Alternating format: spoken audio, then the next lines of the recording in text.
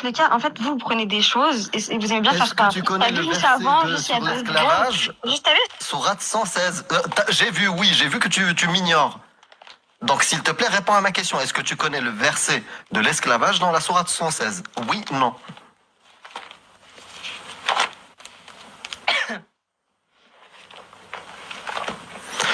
Merci beaucoup. Pardon. Merci. Bah, non, elle savait pas qu'elle était mute, je crois. Ouais, c'est bon. Oui, il y a un hadith d'ailleurs que j'aime beaucoup. Alors, celui-ci, la ref, je peux vous la ressortir. C'est juste qu'elle est dans les tafsirs, donc encore plus facile à trouver. Tafsir d'Ibn Kathir, à la sourate 33, verset 59. Donc, l'un des versets qui stipule que il faut, donc je le lis, ô prophète, dis à tes épouses et à tes filles et aux croyants de rabattre leur voile sur leur front. Cela permettra de les distinguer et les mettra à l'abri de démarches incorrectes. Ça, c'est le verset, hein.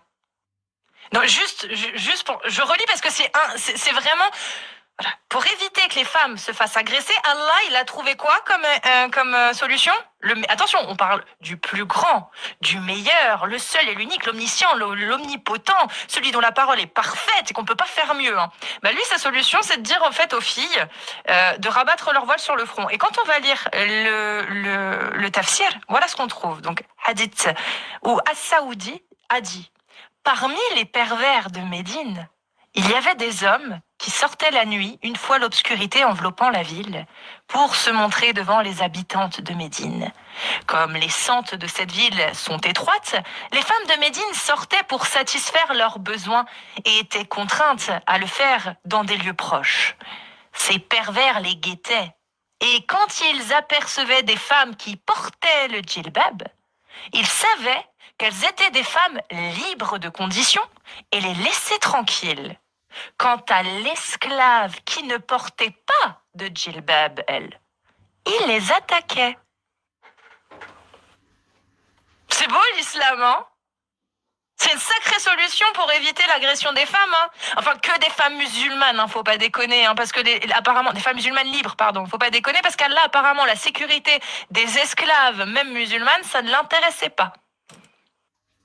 Voilà, ça l'intéressait tellement pas qu'il a interdit aux femmes esclaves musulmanes de le porter. Il y a souvent un argument qui revient, tu sais, c'est pour protéger les femmes des agresseurs ou des pervers et tout ça. Ça veut dire quoi, que les musulmans sont pervers? C'est pas cool, hein? Bah, je sais pas. Mais Shana, après, il n'y a pas que des musulmans à Médine non plus, hein. Shana l'a lu dès sa réponse sur le voile, justement. Elle lui a dit, souvent les gens ne connaissent pas, sont ignorants. Et certains même ne veulent pas savoir.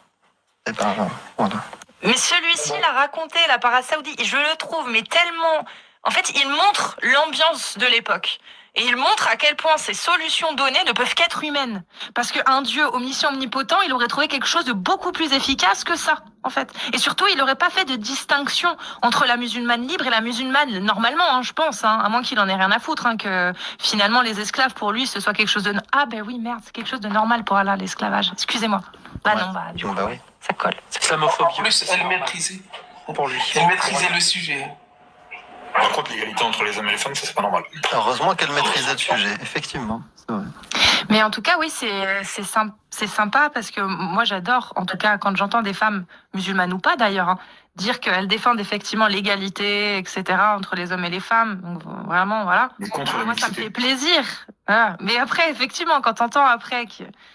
après, elle est peut-être contre la mixité pour elle-même. Elle n'est pas pour l'imposer, peut-être. Peut-être que elle fait en sorte de pas être dans des lieux où il y a des hommes. Ça, c'est son choix. Elle fait ce qu'elle veut. Maintenant, si elle est pour instaurer une loi pour que tout le monde respecte ça, là, on est dans l'autoritarisme. Hein, donc, effectivement, on est dans quelque chose de plus du tout démocratique, de plus du tout humaniste et libertaire. Donc, enfin, libéral, plus.